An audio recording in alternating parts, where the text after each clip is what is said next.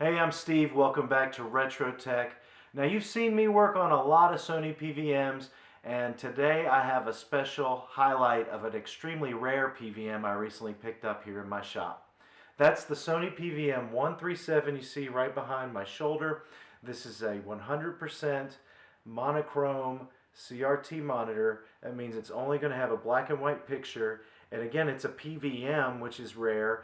And this one actually has 1,000 TV lines, which is comparable to a lot of BVMs or even the 20L5 PVM, which is a high-end video monitor. Now, this one is limited on its inputs and most likely was reserved for security purposes. But today I want to show you some of the inside of the monitor, then we'll look around the outside, and then we'll watch a few video games being played on it and go through some of the other cool little details on it. So sit right back and let's go ahead and get into this monitor. Here we have our monitor set up with Super Ghouls and Ghosts going into it, and we'll take a closer look now at some of the buttons on the front. It's a Sony monitor. We've got a line A and a line B control here, as well as a sync button. Then we look over to the side, we've got V-hold knob controls, as well as contrast, brightness, and volume to help us adjust our monitor a little bit from the outside. Let's go take a look at the back now. And you'll notice on the back here there are the line A and line B composite ins and outs with mono audio, and then there's an external sync input and output at the very end.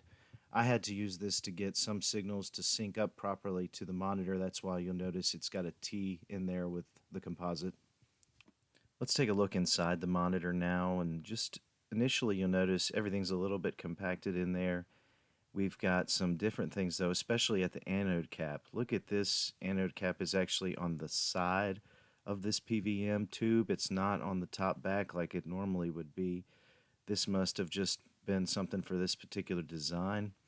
Now let's take a closer look at the circuit board first, and I'll talk about the flyback. Here's this flyback and circuit board. Just notice the flyback is tiny. It doesn't actually have anything you can adjust on it. The controls for it are actually located on the back of the neck board near the CRT electron gun. So let's take a closer look at that area right there. You can see those two potentiometers that are white on that neck board. One controls the screen focus and the other controls the screen brightness. But this is a very different yoke than you've seen in the past. Let's take a closer look at that. You can see right there, check out the magnets that are just designed around the sides of it.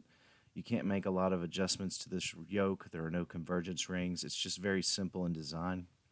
Now, if you see over here on the circuit board, we do have some controls for screen geometry as well as settings, and that's what you would need to adjust if you wanted to make a screen adjustment. Just turn those white potentiometers. They are each labeled with what they control.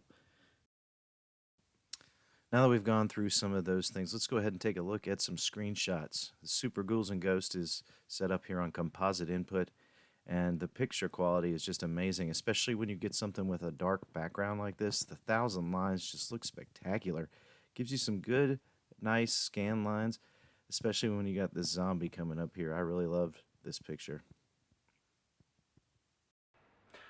While this PVM is very limited in features, it has a great overall picture, and the screen with the 1,000 lines just gives a high resolution that you can see fat scan lines even on something as small as 13 inches and only in the monochrome black and white format.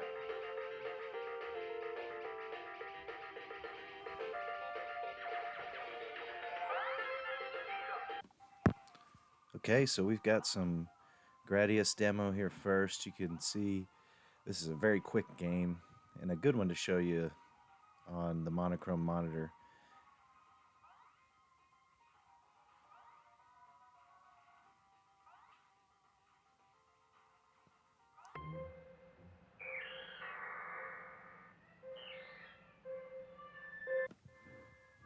Next up we've got Metroid here, and Metroid's another really nice game when you get it in a monochrome display.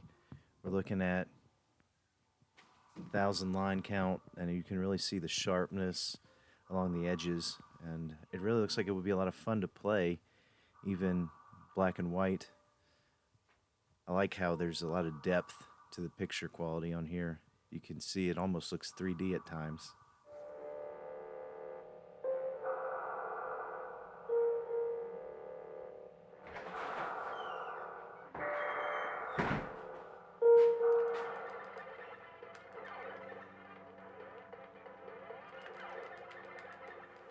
My third and last demo is going to be Super R-Type here. Again, it's a lot of fun to play these shoot 'em up games and things with space backgrounds and really dark backgrounds. Really works well on this type of PVM.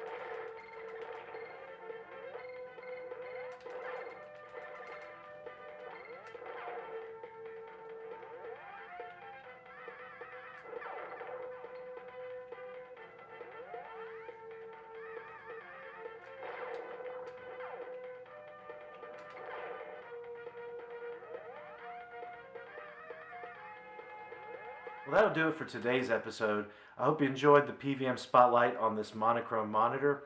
Let me know if you have any questions or comments. Feel free to leave them below.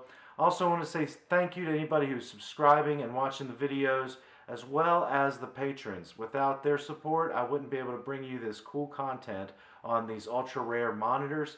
And I also just want to say thank you to anybody else who is a new subscriber. I have lots of videos featuring other PVMs. Look for more content like this to come up. I'm Steve. Thank you again. Have a great day.